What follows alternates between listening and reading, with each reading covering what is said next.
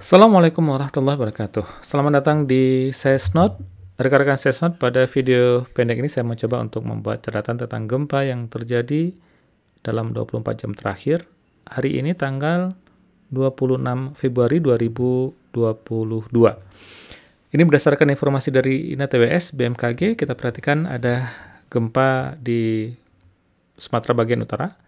Dan kalau kita lihat ini bagian dari gempa yang terjadi di Pasaman. Di Pasaman, dia menyebutkan bagian utara dari Sumatera. Dan kita tahu bahwa ini terpicu akibat adanya aktivitas sesar Sumatera. Dan ini rangkaian dari gempa susulannya 3,6. Kemudian ini 3,2, masih di bagian daerah Pasaman. Kemudian kalau kita lihat di sini ada satu gempa 5,1 di bagian selatan dari Sumatera. Mungkin tepatnya di wilayah Bengkulu. Selain itu, ini masih sambungan yang kemarin. Beberapa hari yang lalu ada gempa di Flores, dan kelihatan ini bagian dari gempa susulan yang terjadi di Flores. Dan ini bagian dari gempa di Sumatera, dan ini bagian dari Flores. Kita lihat di sini gempa-gempa susulan yang terjadi di Flores. Nah, kalau kita lihat dari peta di webnya BMKG, nah, kita terlihat di sini sebuah rangkaian gempa. Ini bagian gempa yang terjadi di Pasaman pada tanggal 25 Februari, tepatnya kemarin hari Jumat. Kemudian beberapa gempa terjadi di Flores, tepatnya di Bima. Ya, beberapa gempa terjadi di sana, dan beberapa gempa susulan juga terlihat di rekaman BMKG. Dan ini gempa yang terjadi tadi pagi di Bengkulu. Terlihat di sini ada gempa 5,1 terjadi hari ini tanggal 23. Ini maksudnya ini UTC. Kalau waktu Indonesia berarti tanggal 26 Februari 2022. Kalau UTC berarti sekitar pukul tambah 7 ya, sekitar pukul 8 kurang sedikit ya. Atau pukul 7 kurang sedikit. Ini 23 ya, 23.58 UTC. Kita tambah 7 gitu ya. Hampir pukul 8 pagi di Bengkulu. Dan ini pukul 14, berarti ini kemarin ya, terjadi di Bengkulu.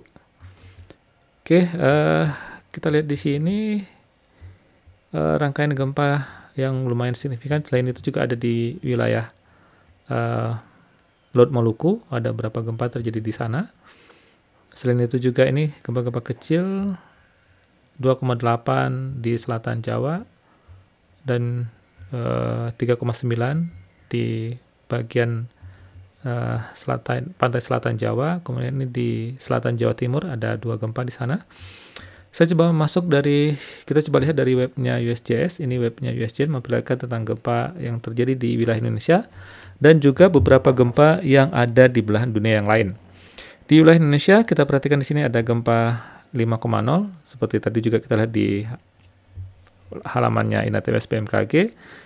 Ini di Bengkulu, kedalaman 35 km, terjadi tanggal 26 Februari pukul 6.58, berarti hampir pukul 7 ya. Berarti pukul 6.58, hampir pukul 7.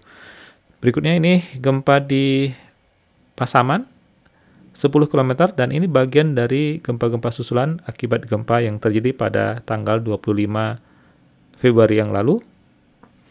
Kemudian ini gempa di Mindanao 5,2, kedalaman 119,4 km. Selain itu ada beberapa gempa seperti gempa yang terjadi di Papua, kemudian ini di Guam, berikutnya di Jepang, kemudian ada beberapa gempa di wilayah Kamchatka, Rusia, dan ini di Alaska, gempa di Alaska, dan juga beberapa tempat lain, ini di Puerto Rico, dan ini di Argentina. Ada satu gempa di Mid-Oceanic Ridge. Ini kemungkinan gempa akibat adanya proses opening atau posisi divergen dari dua bidang atau dua lempeng tektonik ini, yang satu bergerak ke sana, yang satu bergerak ke bagian timur, yang satu ke barat, gitu ya, di zona punggungan tengah samudra atau Mid-Oceanic Ridge. Nah, saya coba lihat dari situsnya GFZ. Di sini kita bisa melihat rekaman seismogram yang terlihat di sini ini gempa yang terjadi hari ini, dan terlihat di sini ini gempa Bengkulu kelihatannya, karena di stasiun Sumatera ini gempa Bengkulu, dan ini gempa susulan dari gempa Pasaman. Nah, kalau kita lihat kemarin, ini saya coba pindah ke hari kemarin, saya coba update. Nah, ini terlihat sebuah profil seismogram yang sangat rame, event gempa. Dan yang warna merah ini kelihatan, ini warna merah ini adalah gempa yang terjadi tanggal 25. Ini gempa pembukanya, kelihatannya seperti itu, dan ini beberapa gempa yang berada di sekitar Sumatera, kemudian ini gempa pembuka, dan ini gempa utamanya 6,1, kelihatannya sangat jelas terlihat ini sebuah waveform yang memperlihatkan gempa besar, dan berikutnya adalah gempa-gempa susulan, dan ini relatif kecil gempa susulan yang terjadi di wilayah Pasaman.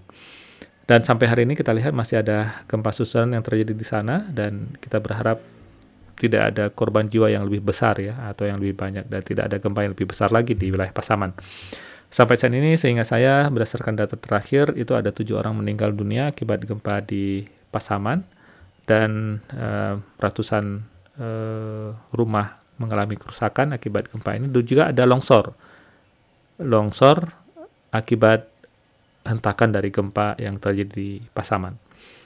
Oke, baik, terima kasih. Sedikit catatan dari saya tentang gempa yang terjadi hari ini. Stay safe, stay healthy, dan Assalamualaikum warahmatullahi wabarakatuh.